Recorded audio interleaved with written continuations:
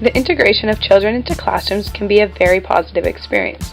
However, if proper training and resources are not offered, the inclusion classroom can have a very negative outcome. In finding the best answer, it is important to consider different types of inclusion classrooms and both the positive and negative effects on each. The hope is to find a middle ground to satisfy both the disabled and the non-disabled. Hidden curriculum, which refers to the unwritten rules of behavior and attitudes, such as obedience to authority and conformity to culture norms. Those are all taught in schools in addition to formal curriculum. According to La Barbera and Soto-Hyman, the comprehensive definition of inclusion stresses the importance of presence, without the use of withdrawal classes, participation, the quality of pupils' educational experiences, acceptance by teachers and peers, and achievement, greater academic progress, and better social and emotional skills. Jane Leatherman has went on to say that the availability of support service was a factor that teachers perceived as important in order to have a successful inclusive classroom. The types of services considered beneficial are consultation with speech and language therapists, physical therapists, occupational therapists, and special educators. The adequacies of resources such as materials, equipment, and physical accommodations were also factors to successful inclusion.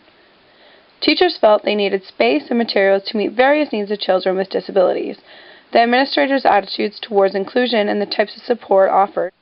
With disabilities, I think integration can have the benefit of teaching social skills that a student might not get in an excluded classroom. Mainstreaming is the easiest for students whose disabilities are minor, of course, for they will fit more easily into regular schools.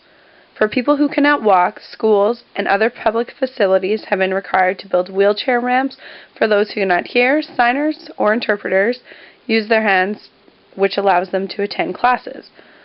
Most blind students still attend special schools, as do people with severe learning disabilities. If the student's disability is distracting the other students to a point that it's impacting their learning, then I think that we need to ethically question, are we doing the best for the group?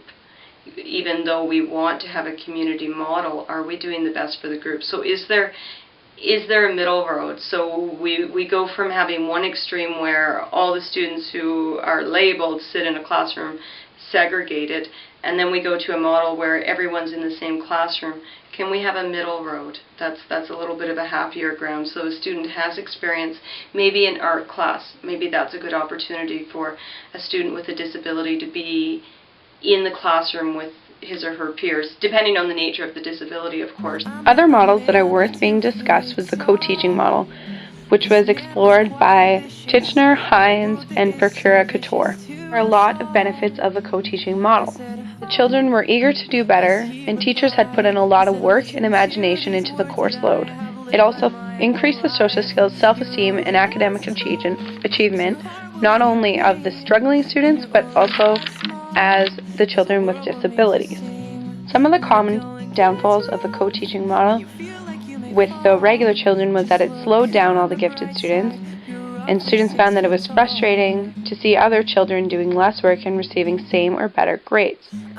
They also found that teachers spend too much time in disciplining and managing students with behavioral problems. One of the best ways to satisfy both children with disabilities and without disabilities is to allow them both to utilize the aids, rather than only allowing the child with a disability to use a special reader. A kid that may be struggling should also be given the same opportunity. This puts onto a better playing field where everyone is considered equal.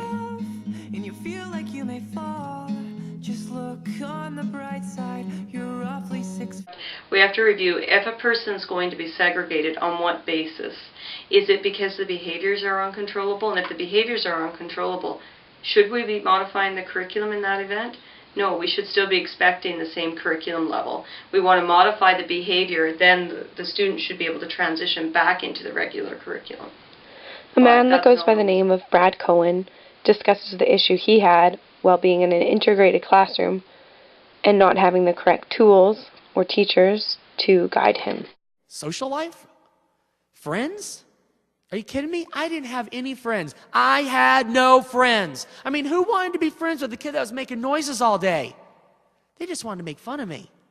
They saw the teachers didn't appreciate what I was doing, so why should they? You see, the biggest problem with having Tourette's syndrome is ignorance. It's the people that don't know about Tourette's or the people who don't want to know. And on that day, they were educated. And they were appreciative of the fact that I was open and I was honest, and I taught them about what Tourette's syndrome was. And they were there, and they were able to see me for more than who I was on the outside, but for who I was on the inside. And then life got better. The children in the room learn sign language, so that expands their knowledge. I think for Halston, it gives her expectations. She gets the rewards of the touch of the other children in the room. She gets the reward of the communication all day long. And also the children and the adults that are in her room benefit. After exploring the elements of the inclusive classroom, it is apparent that this could be a great experience if the teacher has been trained properly and there are adequate outside resources available. There are many forms of inclusion, and finding the right dynamic for the group is essential. Whether it's having two teachers in the co-teaching model or creating a space, like an art class, it is important to create unique activities that cater to both children with or without disabilities. To attain the best results, it is essential to discuss the disabilities with not only the teacher but the students, for this will help them socialize and feel more included and valuable.